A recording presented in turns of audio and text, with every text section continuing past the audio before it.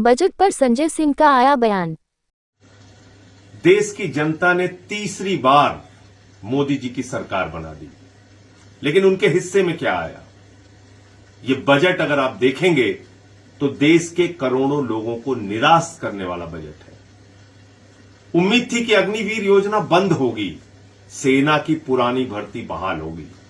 उम्मीद थी कि किसानों के एमएसपी दोगुना होगी। उम्मीद थी कि व्यापारियों को राहत मिलेगी, माताओं बहनों को, देश के लोगों को महंगाई से राहत मिलेगी। हर वर्ग निराश हुआ है। और इतना ही नहीं, जो बजट का हिस्सा था वो हर महत्वपूर्ण विभागों में कम किया गया है। सबसे पहले बात करते हैं सेना की। भारत की सेना हम सबके लिए गर्व और गौरव का विषय है। पिछले साल कुल बजट का 9.6% सेना का बजट निर्धारित हुआ था। इस बार कुल बजट का 9.4% सेना का बजट निर्धारित हुआ है। बात करते हैं एग्रीकल्चर की, कृषि क्षेत्र की। कुल बजट का 3.20% बजट कृषि क्षेत्र के लिए निर्धारित हुआ था पिछले साल। इस साल वो घटकर 3.15% निर्धारित हुआ है। बात करते हैं स्वास्थ्य की। पिछले साल स्वास्थ्य का बजट था पूरे देश के कुल बजट का मात्र 1.97%, यानी 2% से भी कम हिंदुस्तान का स्वास्थ्य बजट था।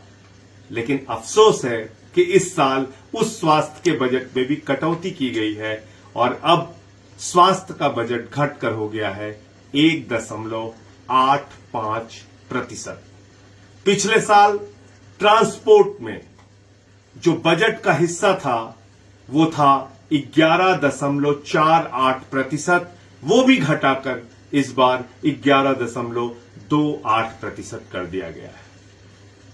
खाद की सब्सिडी, बड़ी चर्चा होती है इसकी कि किसानों के लिए मिलने वाली खाद पर छूट दी जाए। बार बार ये मांग करते हैं हम लोग।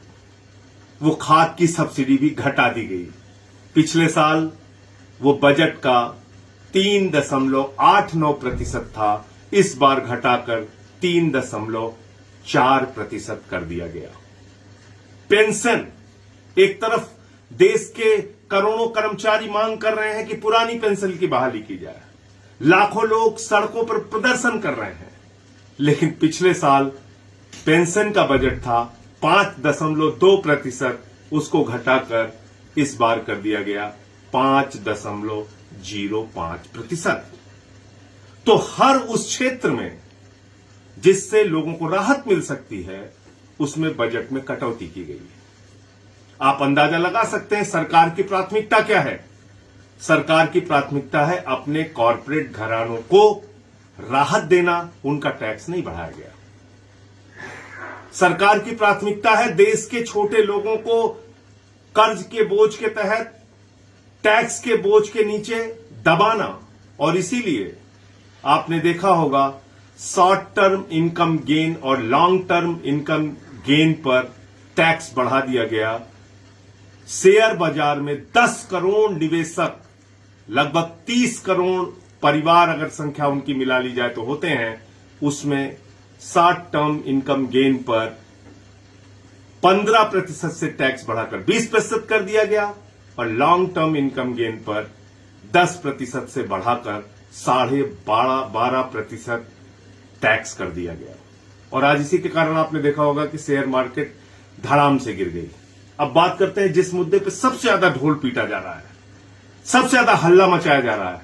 इंटर्नशिप दे दिया, इंटर्नशिप दे दिया, करोड़ों की इंटर्नशिप दे दिया, करोड़ों की इंटर्नशिप दे दिया। ये कितना हास्यास्पद है। इस देश के युवाओं का कितना बड़ा मजाक उड़ाया जा रहा है।